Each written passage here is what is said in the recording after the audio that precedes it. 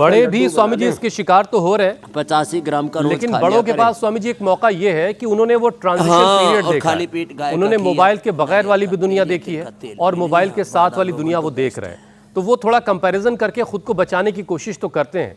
लेकिन जो बच्चा है आज, वो हमारे मुल्क का, हमारे देश का भविष्य है, और वो पूरी तरह से उसकी गिरफ्त में जब होगा तो उसकी आंख खुलते खुलते शायद बहुत देर हो जाएगी और वो समझ ही नहीं पाएगा कि उसके साथ हो क्या गया जिंदगी। और इसीलिए बच्चों पर बात करना बड़ा जरूरी है।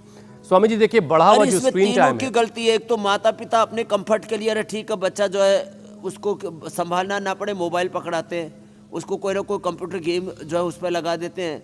आज तक हमको ये जो कंप्यूटर गेम खेलना नहीं आता, आज तक हमने तो मोबाइल का दुरुपयोग नहीं किया।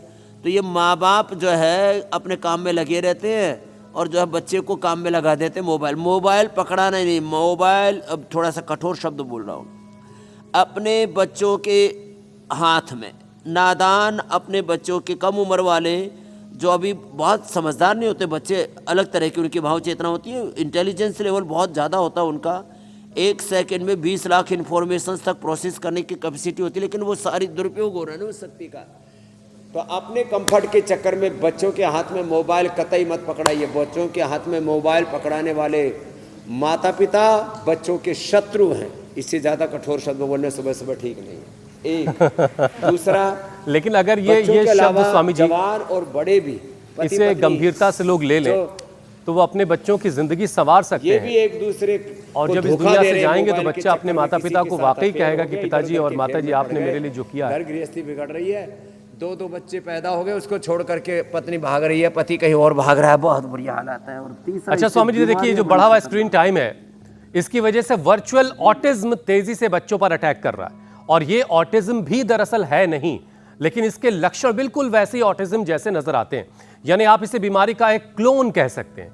बच्चे देर से बोलना शुरू करते हैं, आंखों में आंख डालकर बात नहीं कर पाते, शायद घबरा रहे होते हैं। आप जब नाम उस बच्चे का बुलाएंगे तो वो आप पर ध्यान ही नहीं देगा, दूसरों से दूरी बनाकर आइसोलेट रहते हैं। तो स्वामी जी, इस तरह की कंडीशन से, अगर इसमें इस तरह की कंडीशन हो गई है किसी बच्चे की, तो उसे बाहर निकालने का क्या तरीका है? चलिए, गलती हो गई, माता पिता से माफ कीजिए, अब बच्चे को कैसे बाहर लाया जाए? तो उसको, अच्छा चलो, माँ बाप ने गलती कर दी, खुद ने गलती कर दी, व्यक्ति को एक हमारे शब्द प्रयोग होता है योग में, अध्यात्म में, आलम्बन। भाई आग के पास बैठोगे तो क्या लगेगी? गर्मी। जल के पास बैठोगे, आइस के पास बैठोगे तो क्या लगेगी? ठंडक। मेहंदी के पास बैठोगे, रंग चढ़ेगा। तो भाई आलम्बन तो हटाना पड़ेगा। तो कोई रोए, कोई धोए, बच्चों को थोड़ा शुरू में संभालें। बच्चे तो कभी सुसाइड आदि नहीं करते, बड़े वाले सुसाइड कर लेते हैं कई बार मोबाइल छीनने पर, बड़ा खतरनाक मामला है।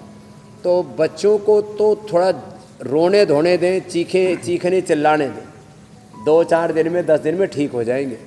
बच्चों के हट के को पूरा ना करें और बड़ों वालों को थोड़ा सा काउंसलिंग करें, थोड़ा उनको डाइवर्ट करें, अच्छी चीज़ों की ओर मोड़ें। और तुम्हारे समझाने से ना समझ रहे हो तो मेरे पास यहाँ योगग्राम निरामय में भेज दें। और उसका एंगेजमेंट करें। एंगेजमेंट में नहीं, सगाई और ब्याह करने के लिए नहीं बोल रहा, उसको दूसरे काम में लगा दें। आदमी को, हमारे गुरुजी कहते थे, इतना काम दे दो आदमी को सिर उठाने की फुर्सत ही ना मिले। लेकिन ये बहुत छोटे बच्चों के साथ तो ये चीज़ नहीं हो सकती स्वामी जी, और सारी परेशानी वही शुरुआत में ही तो हो रही है। अरे उनको क्यों नहीं, उनको खेलने में लगाओ, खेल खेल में सिखाओ। बहुत सारे एंगेजमेंट है बच्चों के तो जितने एंगेजमेंट हो सकते उतने बड़ों के हो भी नहीं सकते। स्वामी जी, फिर मम्मी की किट्टी पार्टी का क्या होगा? हाँ। और पापा को टूर पे जाना है दोस्तों के साथ गोवा, भेजने से बात नहीं बनेगी।